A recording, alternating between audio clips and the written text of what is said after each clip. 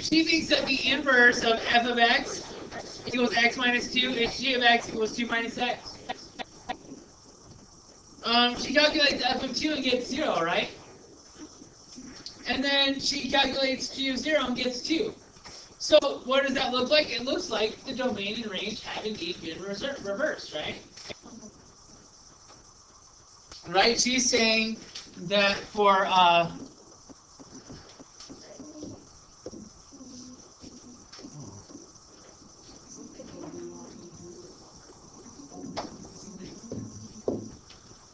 she's saying that she's got this relationship that says she's got x and f of x. So when x is 2, f of x is 0. And when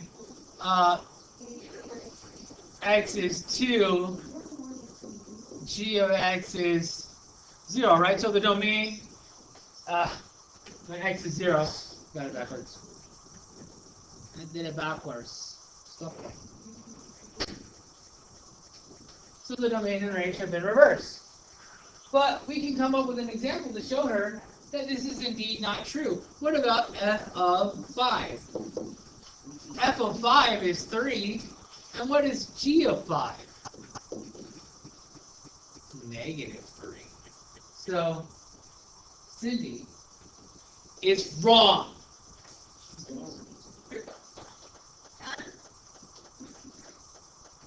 Cindy, not Sydney. It's not all about you. I'm Cindy. Who are you? The president? Sydney who? What? Not only that, but I'm a member. Random thoughts. There we go. Here we go. Let's go again. So she's wrong. Yay. Great.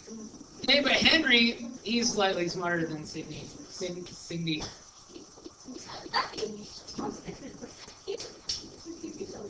I messed it up. I was looking at you and I said the wrong names. He says that every function has an inverse, but Rihanna,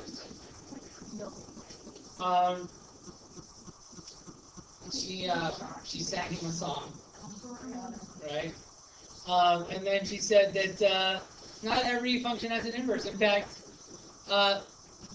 absolute value of x has no inverse. And then we're asked, can we think of another one that has no inverse?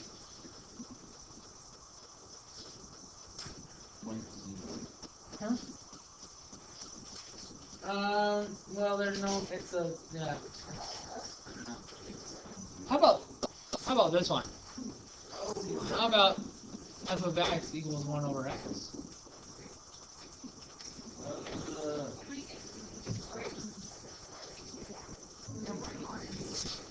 Let's find the inverse of it and see if it has an inverse or not. How about okay? So let's go through our steps. Let f of x equal y.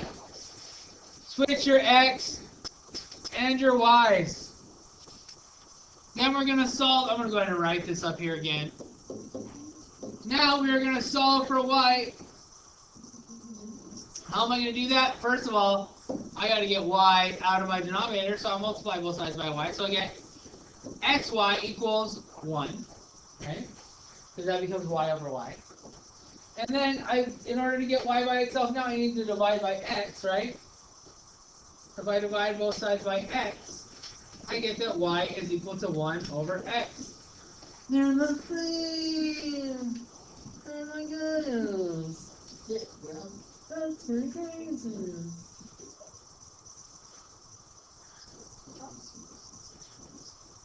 Okay.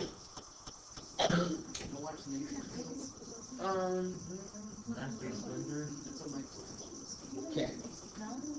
All right, so we've done that. Now it's time for the last part, which is what I really want you guys to be able to do. Not only do I want the algebraic piece, I want you to be able to find inverses and graph them and relate domain and range. So here it goes.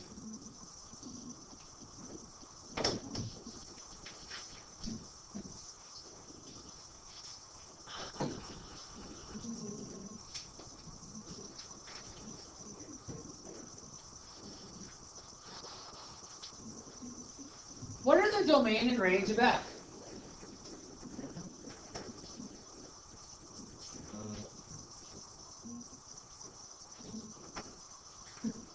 Well, f of x, right, is 2 to the x power plus 1. So what? Let's look at domain. Are there any x values that f of x can't have? Look at f of x. Look at the graph. Does it have any restrictions on x value? No. The answer is no.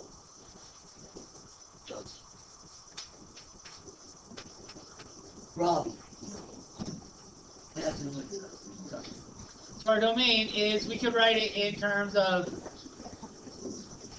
interval notation, right? Domain is all real numbers, huh?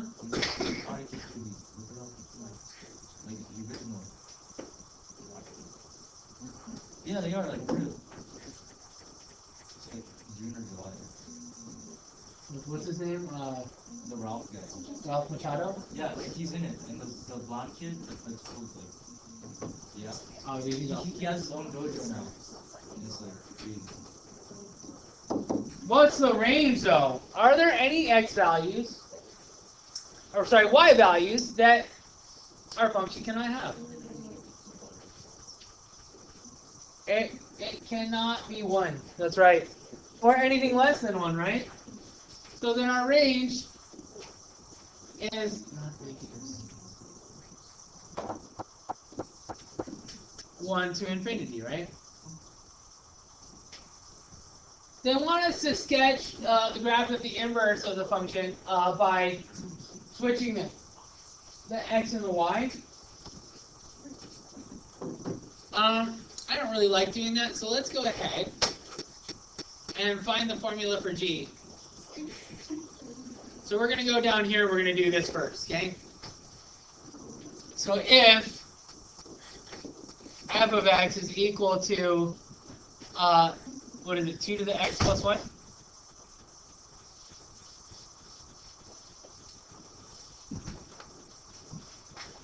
No one's helping me out. It's okay. I got it. Let's find the inverse. And they're saying g, and let's get this proper notation.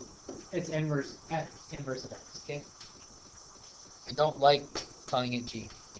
You can, but it's more precise to say it's the inverse of x.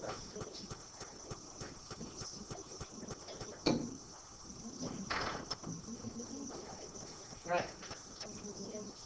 Let's go through our steps. Let f of x equal y. Switch x and y. Substitute x for y and y for x.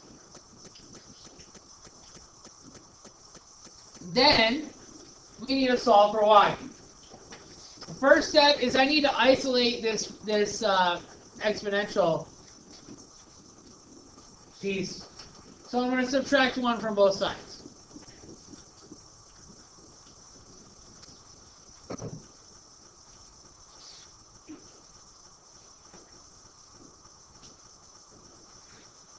Now that I have the exponential part isolated, I am going to take the log of both sides.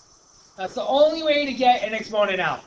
Right? That y is trapped up there in the Tower of Exponent Land. And I, the brave knight, will free it with my lance of logarithms.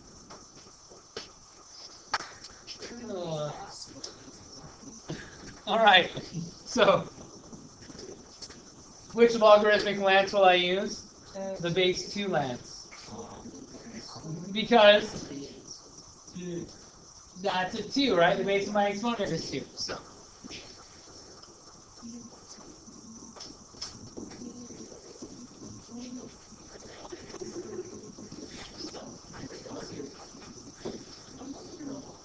So I took the log of both sides. Like a goat. Oh yeah?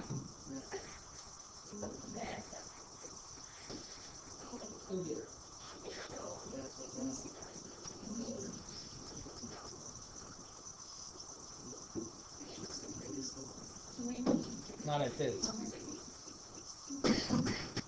All right.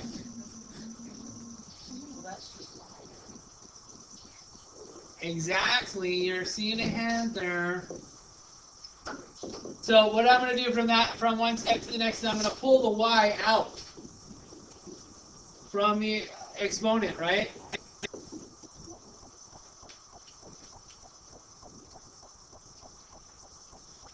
Hey, what's log base 2 of 2? It's 1, Mr. Norman. You're right. You're right.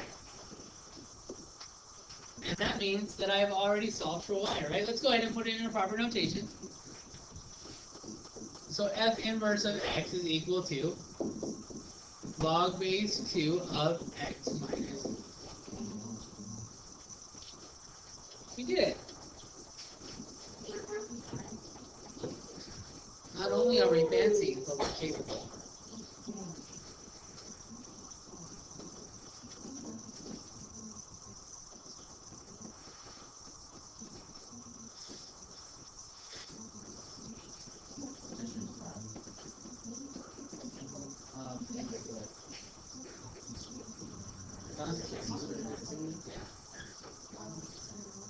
Okay, now that we know what that is, let's go ahead and answer these questions. So we can sketch a graph of the inverse. I'm going to write what the inverse is right here.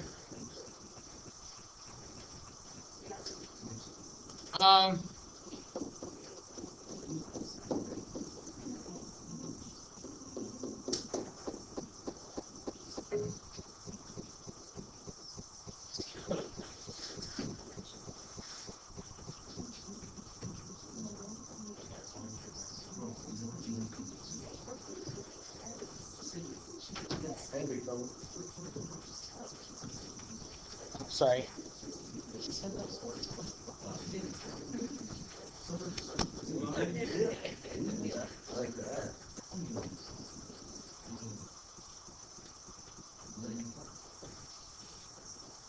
Okay, let's graph it. So, hey, it's log base 2.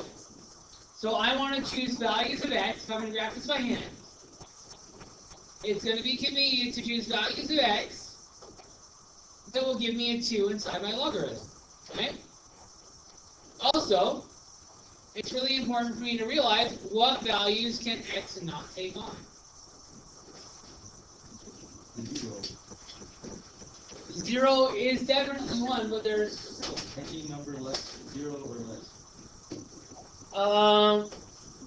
Yeah, so if I put 0 in here, what about 1/2? I can't put 1/2 in there either. 1 or less. Yes, right? Because those are values that would give me 0 inside my logarithm. So I know that I have some asymptote right here at x equals 1, right?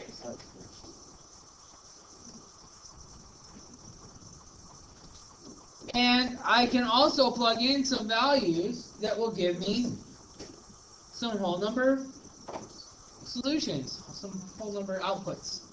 No, the first one is going to be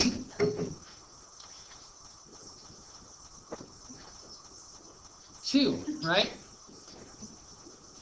F of 2 is 0, right? Yeah? Because log base 2 of 1 is 0. Because 2 to the 0 power is 1. Okay? Another one would be, I don't know, 3. That's going to be 1, right? What about f inverse of the next one, 5? And this is going to give me probably enough points, right? 2 to what power is 2? Is 4 rather? 2. So there we go. Now I have 3 different points that I can graph. I have the point 2, 0. I have the point 3, 1. And I have the point 5, 2. That's good enough for me to really see what this thing is doing, right? I know that it approaches the line x equals 1 asymptotically, and then does a deal like that. Look at that. Let's switch it. Look at that. Okay.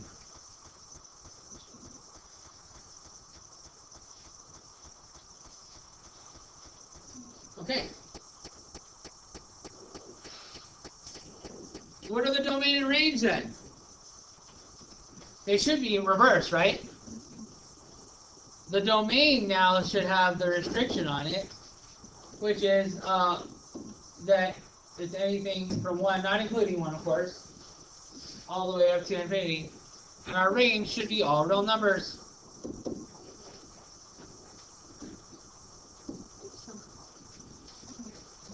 And there it is, we've done it.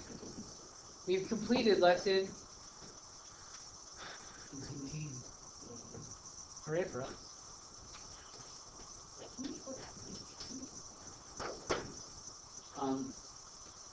I think I can.